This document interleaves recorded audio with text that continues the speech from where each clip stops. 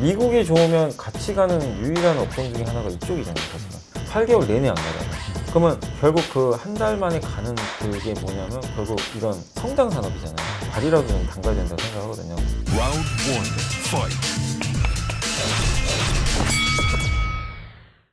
안녕하세요. 박종원의 경제한방 이베스트 투자증권 염승환 이사님과 계속해서 2부를 이어가겠습니다. 지금 아마 많은 분들이 내년에 도대체 어떻게 해야 되지? 어떤 섹터에 또 그리고 시장은 어떻게 될지 굉장히 궁금해 하실 텐데요. 자, 일단 염승환 이사님께 내년 시장 2022년의 코스피는 어떻게 될 것인지 좀 여쭤보고 싶은데 지금 저희 경제한방에 나오신 분들 중에서 상저하고 상고하저 네. 다양하게 말씀을 해주셨어요. 염 이사님은 어떻게 보십니까?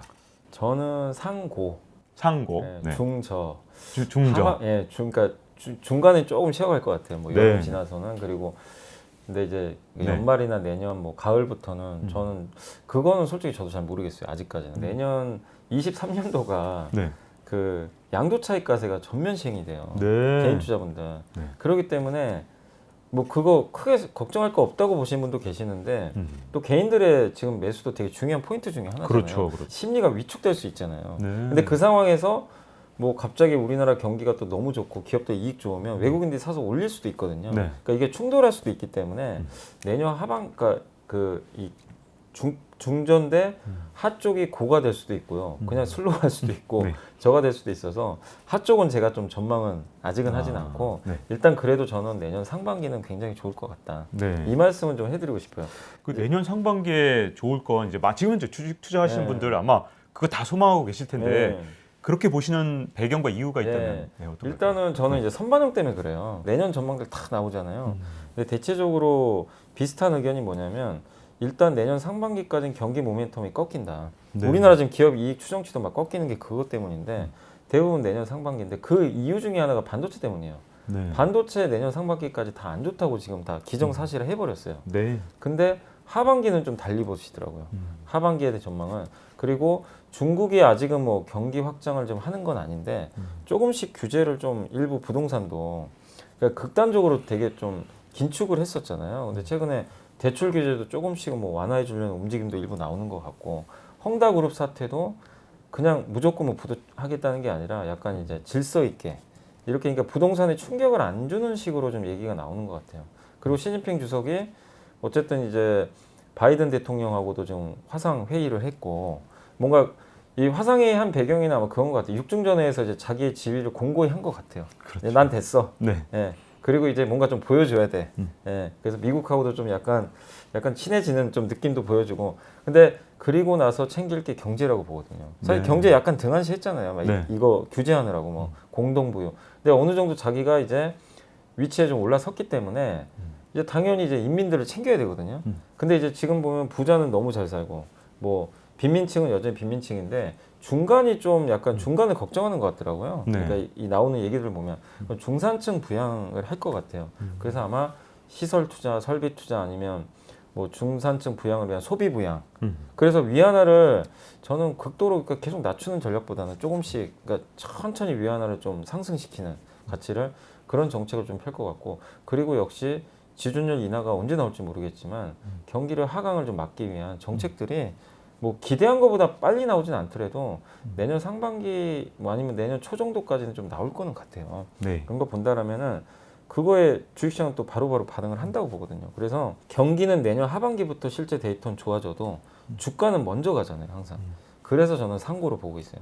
네. 그러니까 내년 그러니까 제가 왜 뭐 굳이 그러니까 내년을 뭐 상반기 하반기로 나눠서 꼭 하나만 상을 외쳐야 된다. 그럼 상이에요, 저는. 네. 그 근거 때문에. 상반기. 그리고 내년 상반기를 또 좋게 보는 이유가 우리나라 기업들이 있잖아요. 우리나라 네. 기업들이 시총 상위 이제 10개만 봐도 아까도 일부에서 말씀드린 대로 반도체, 자동차, 2차 전지, 그다음 네이버, 카카오, 인터넷, 바이오 이 5개 섹터잖아요.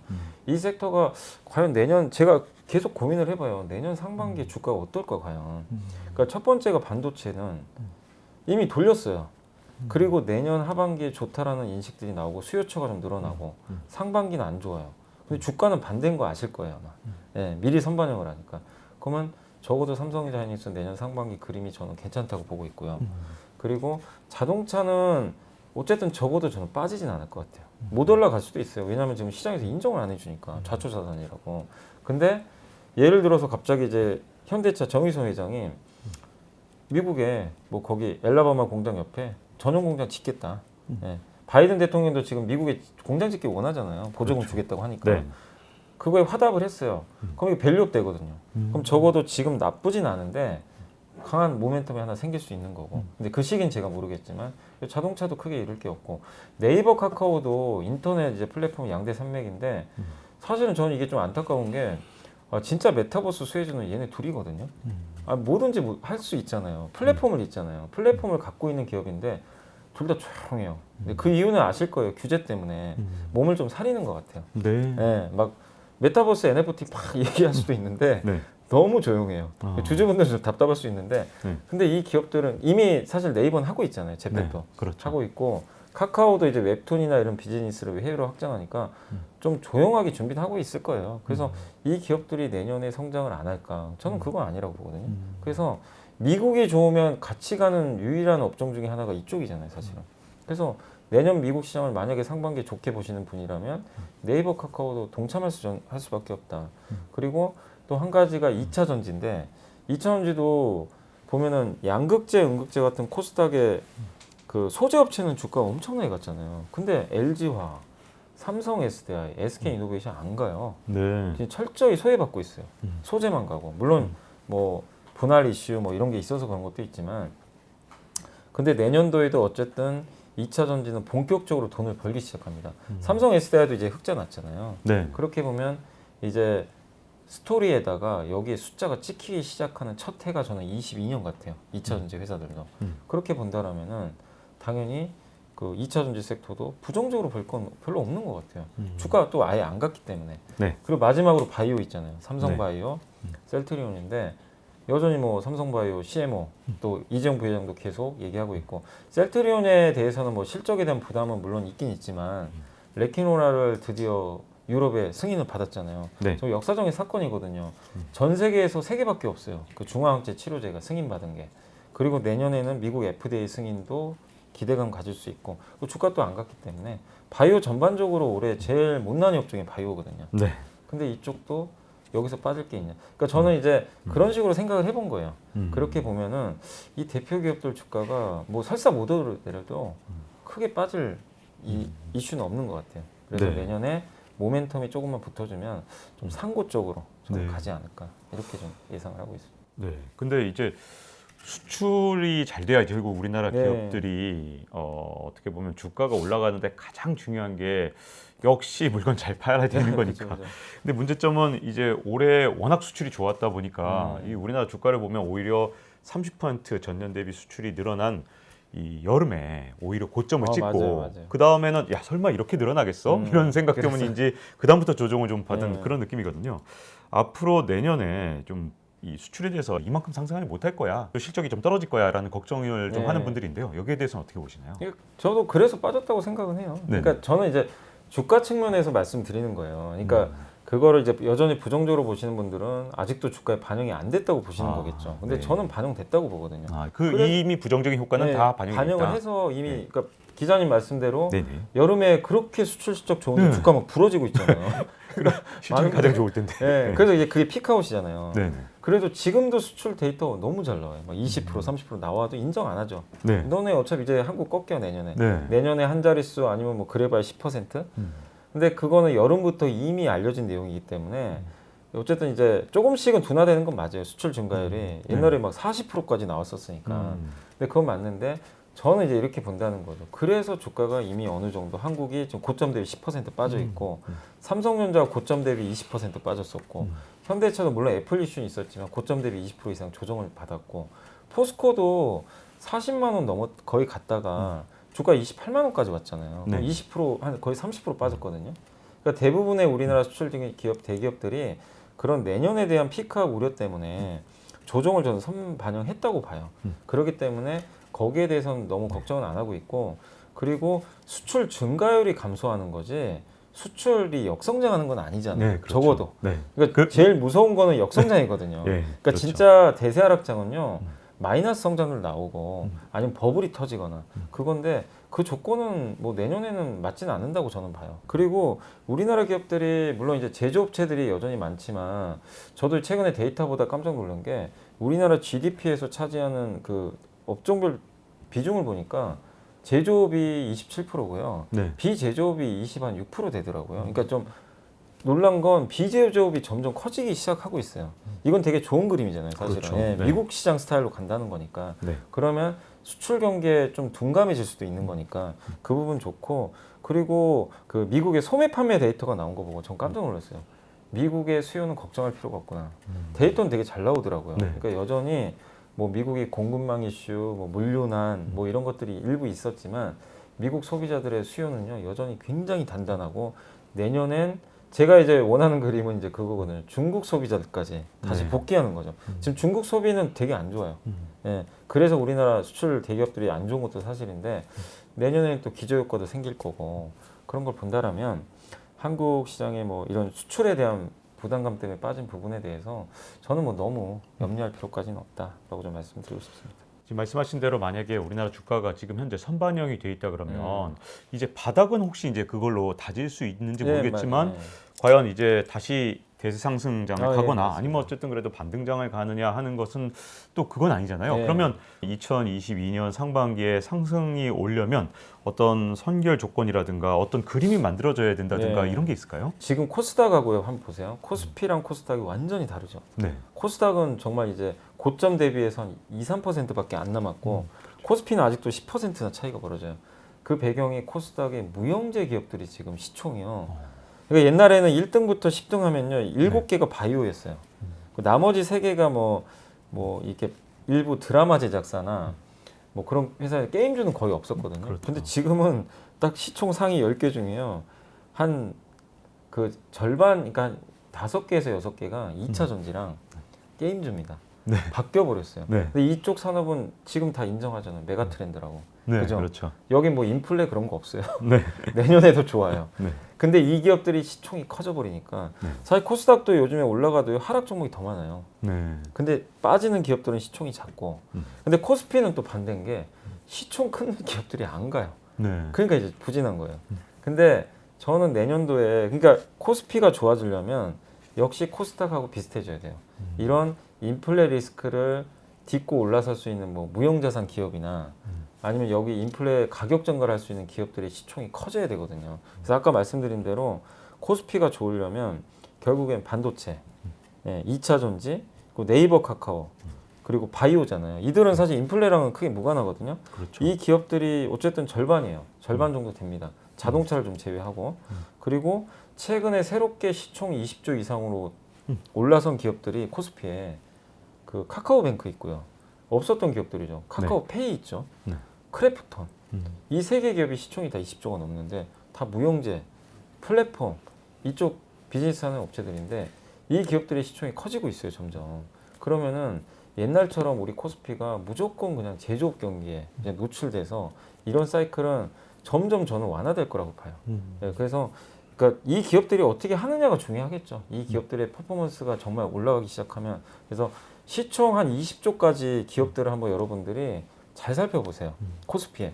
그 기업들 중에서 내년도에 그림이 좋아지는 기업들, 특히 그 중에 말씀드린 무형자산 기업들이 만약에 내년에도 퍼포먼스가 좋아지면 코스피는 저는 레벨업 한다고 보거든요. 네. 네, 그걸 이제 한 가지로 보고 있고, 그리고 두 번째가 역시 지금 우리나라 경기 민감주도 한 축에 있으니까 이 기업들이 올라가려면 그럼 왜 어떻게 하면 올라갈까? 결국 두 가지잖아요. 중국의 경기가 좋아져야 되고, 또 하나가 물가가 안정을 찾아야 되니까 원자재 그렇죠. 가격 하향 조정. 네. 이 두 가지거든요. 근데 중국 경기 부양은 저는 좀 기대하고 있고, 내년도에 또 막 갑자기 천연가스 가격 튀고 이럴진 모르지만 적어도 지금 최근에 데이터를 보면 뭐 석탄, 천연가스, 원자재 가격이 고점에서 어느 정도 내려온 건 사실이에요. 그래서 안정감을 찾는 건 맞는데 이게 계속 안정세를 찾는다면 저는 민감주도 같이 동참할 수 있다. 이렇게 보는데, 만약에 내년 초 뭐 1, 2, 3월까지 원자재 가격이 또 튄다. 이러면 이제 제조 그림은 안 나오는 거죠. 그러면 코스피도 상승이 물론 이제 무형제 때문에 올라갈 수는 있는데 100포인트 올라갈 게 50포인트 올라가는 약간 이런 그림은 나올 것 같아요. 그래서 네. 중요한 변수로는 역시 원자재 가격. 아. 요게 좀 중요할 것 같습니다. 네. 자, 그러면 이제 2022년을 대비해서 지금부터 이렇게 막 모아가야 되는 종목이 뭔지가 이제 궁금해지는데요. 네. 막상 이제 포트폴리오를 구성하려고 뭘 사려고 그러면 비싼 건 너무 비싸 보이고 네. 싼 건 더 떨어질 것 같은 이 상황에서 어떤 주식 포트폴리오를 가져가는 게 좋을까요? 그래도 저는 무조건 성장 산업을 투자해야 된다고 생각은 해요. 메가 트렌드가 뭘까? 내년, 내후년 이걸 보고 어차피 우리가 차트 보고 뭐 단기 투자할 거 아닌 이상 큰 사이클에 올라타야 내 계좌 수익률이 확 올라가잖아요. 네. 그리고 주가라는 거 경험을 많이 해보셨겠지만 많이들 오래 느끼셨을 거예요. 8개월 안 가다가 한 달 만에 수익률이 결정되더라고요. 그렇죠. 그죠? 한 달 만에 주가 몇 배씩 가니까 네. 8개월 내내 안 가다가 그러면 결국 그 한 달 만에 가는 그게 뭐냐면 결국 이런 성장 산업이잖아요. 근데 그 메가 트렌드를 나만 알면 안 되고 남들이 이제 인정을 해줄 때 그게 불을 뿜는 거잖아요. 그렇죠. 근데 남들이 인정할 만한 그런 메가 트렌드를 내가 미리 좀 공부를 해서 거기에 어쨌든 발이라도 좀 담가야 된다고 생각하거든요. 그래서 저는 생각해 본 게 어쨌든 일단 요새 메타버스가 제일 핫하니까 메타버스랑 NFT잖아요. 네. 근데 이거는 지금 사실 제가 생각해도 너무 좀 부담은 돼요. 그리고 NFT 게임주들 보면 아직 사실 검증은 안 됐거든요. 이 기업들이 돈 벌지는 모르잖아요, 솔직히. 그렇죠. 내년 돼봐야 알아요, 사실. 거품이 내년에 만약 못 벌면 거품 꺼져버려요, 네. 사실. 근데 분명한 건 메타버스랑 NFT는 대세가 되긴 할 것 같아요. 기업마다 편차는 있겠지만. 근데 먼저 움직인 게 소프트웨어 기업이니까 전 차라리 그러면 그쪽에 관련된 산업 중에서 아직 못 오른 게 뭐가 있을까? 그래서 아까 말씀드린 반도체도 마찬가지예요.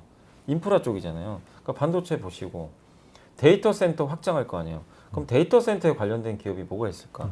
이런 것도 있을 수 있고 그리고 우리나라에 대표적으로 네이버 있잖아요. 네이버도 재페토 하는데 인정을 안 해요. 너무 조용하니까 회사가 지금 아무 얘기도 안 하니까. 그렇죠. 근데 실제로 미국에 로블록스가 있다면 한국에는 또 당연히 네이버가 있으니까. 근데 못 갔으니까 저는 오히려 좀 접근하기 편하다는 거죠. 그래서 메타버스랑 NFT의 방향은 저는 동의를 하기 때문에 다만 주가 측면에서는 못 오른 기업들을 한번 찾아보자.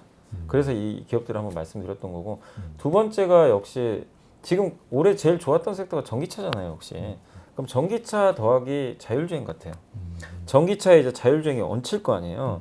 이미 테슬라는 시작을 했고 폭스바겐, 도요타도 지금 준비하고 있고 현대차는 이미 23년도에 로보택시 나온다고 이미 발표를 해버렸고, 예.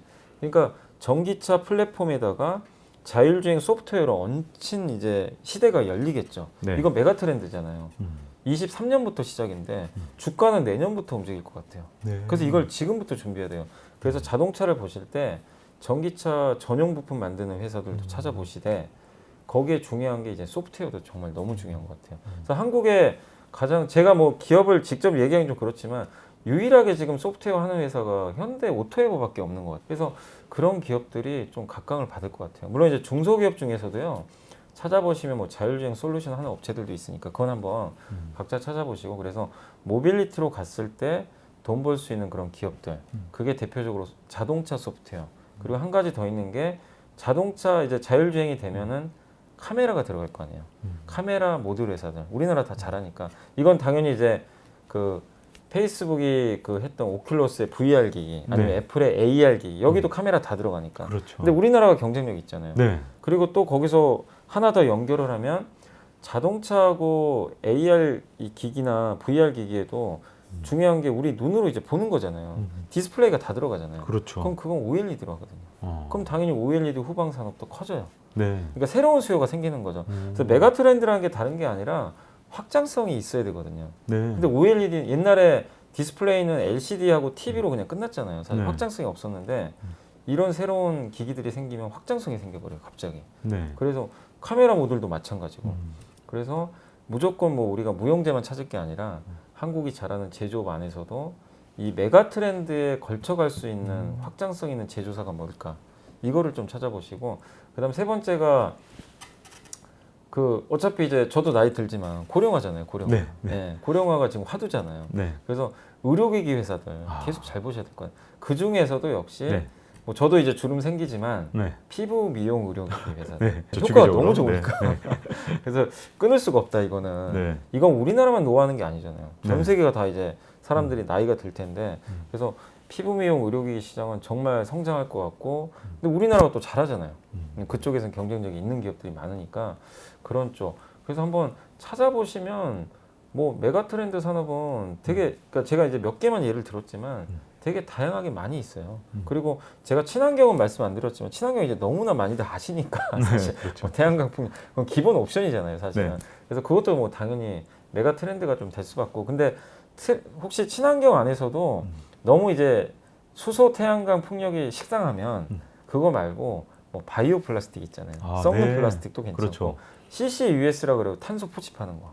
예, 그런 것도 있을 수 있고 아니면 대체육. 네. 왜냐하면 이제 소가 대세김질 할 때 메탄가스가 엄청 나온다면서요. 그렇죠. 그래서 이제 그 우리가 그냥 먹는 소보다도 이제 대체육 네. 그런 산업도 뭐 아직은 좀 초기 단계지만 공부해 보시는 것도 좋고 이게 만약에 여기서 이런 것들이 안 보이면요. 네.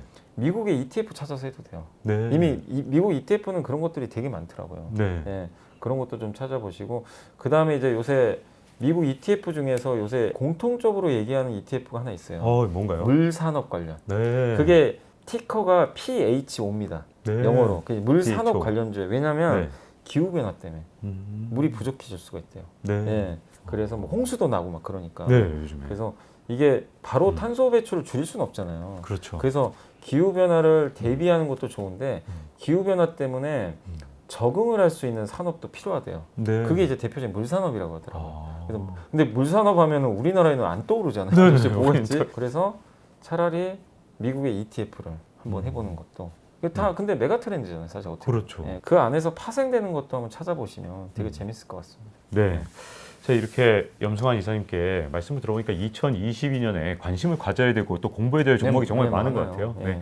아마 많은 도움이 되시지 않았을까 생각이 들고요. 잊지 말고 좋아요, 구독, 알림 설정 해주시면요. 다음 시간에 또 찾아뵙도록 하겠습니다. 감사합니다. 네, 감사합니다. 고맙습니다. 네. 네.